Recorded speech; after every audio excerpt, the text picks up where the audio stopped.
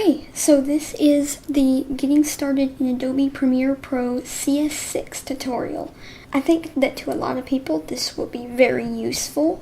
You know, sometimes you're very confused when you go into a new software, so this will just kind of answer all those questions. Now, I've been using Premiere Pro CS6 for a while.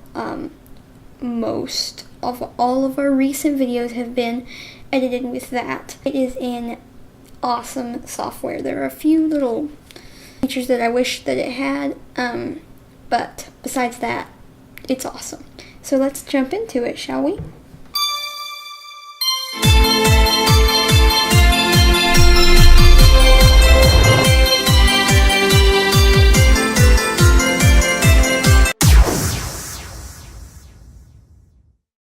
So I'm going to go ahead and open it up.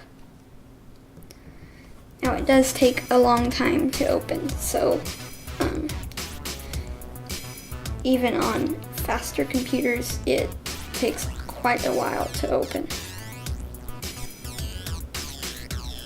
Okay, now it kind of bugs out when it opens up, so I don't know if that's just my copy of it or if everybody's does that.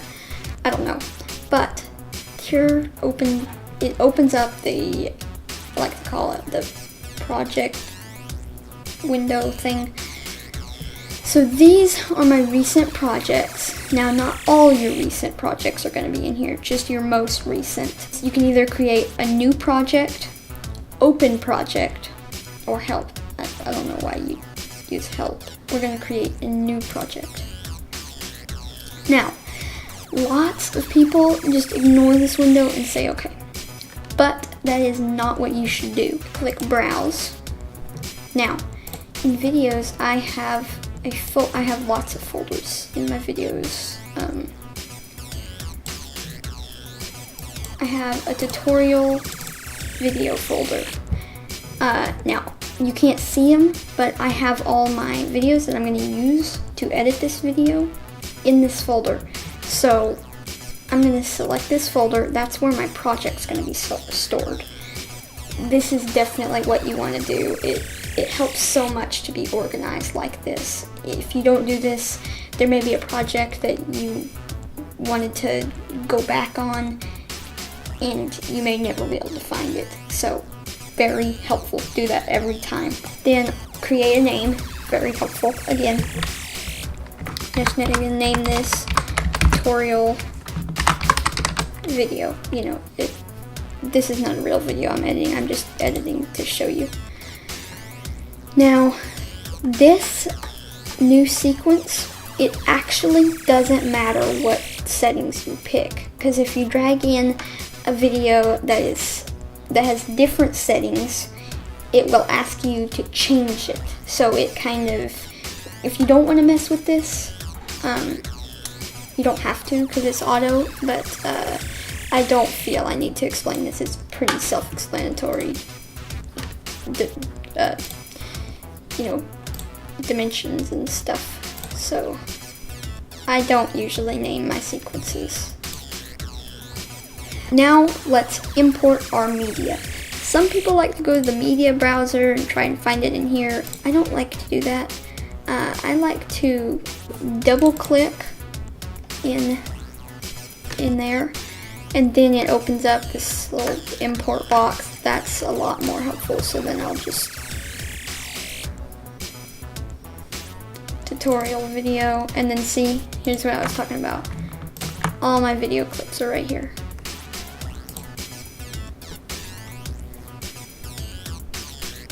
So it imports the files, and then when you double click, it opens up in the source monitor. So as you can see there, I'm playing it through. You can use these buttons, or by clicking I and O. I just like to use those buttons. I don't know why, I just do. To select your ins and outs. So in, or let's put in there, out, and then you can just drag it onto your timeline. And see, this is what I'm talking about. The auto. So I'm just going to click change sequence settings, and boom, the sequence matches the video. Now, delete that. Okay.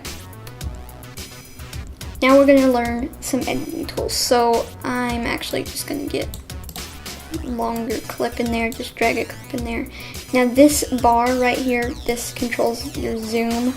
You'll be definitely doing that a lot, zooming in and out. I'm gonna zoom fairly in. Okay, now our first tool is our selection tool. You know, you can select stuff, not select stuff, pretty much your basic cursor tool.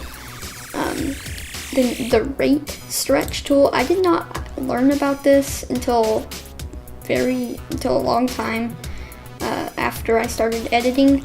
This is very handy if you need a clip to just be like, let's say you need a clip to end right here. Just drag it out, and then it puts it in slow motion enough to where it would end right there. And if I Control Z is the shortcut for undo. That's very important. There's another way to do slow motion actually. If I go back to my selection, speed, duration, reverse speed, ripple edit, and then change the speed, 50, 200, 2000, not 2000. I'm gonna do that. Okay, so that's a quick little tip. And then there is your razor tool. This is by far the tool that you will use the most. Well, probably not more than your selection tool, but you'll use it a lot. So what this is basically makes your cuts. So you can make all kinds of cuts with it. Now you may be, I'm gonna undo all that. Now you may be coming from a software where there's a cut button or a cut shortcut. As far as I know, there's not a shortcut for cutting. I so wish there were, because that would make it so much easier, but there's not. Okay, so if you've ever worked in Photoshop or After Effects, you know that the ones on top is like there's a photo on top of the other photo. So if that doesn't make sense, let me drag this clip in here for you to see. So it's playing, and then since this clip is on top, I can't see this clip. But if I turn this clip off, I can see through this clip. And now I can see the clip on bottom. So that's helpful sometimes, or if you want to resize this. So effect controls, and then click on this motion. So if you resize this, you can see through it. That's an alternative to just putting it in the middle. Now you can't. Now it ends this clip. So layers are very helpful, but effects.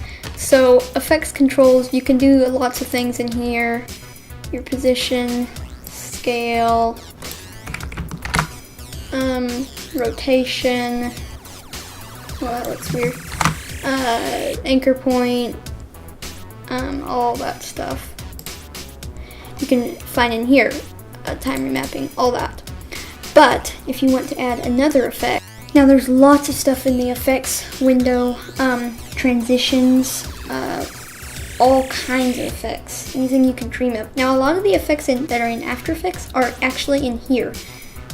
So you're thinking, well, why would I ever use After Effects? Well, I thought that too for a long time, and I didn't, because I didn't want to learn After Effects. But you will use After Effects because it supports motion blur.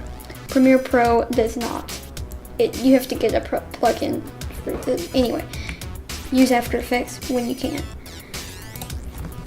So I'm just gonna type in cross dissolve, and I will put that at the end of this clip. So now it dissolves away. It lowers the opacity over time. If you are an After Effects user, you'll know what opacity is and all that. anyway, that's helpful. So, like I said, all kinds of effects. Just go searching around and all that. There's so many good effects in here. This was just enough to get you started editing. You are no way a master or anything. Just keep experimenting, looking up tutorials, just thinking, and most importantly, stick around and watch more tutorials. There will be much more tutorials on my channel. I am making a lot lately.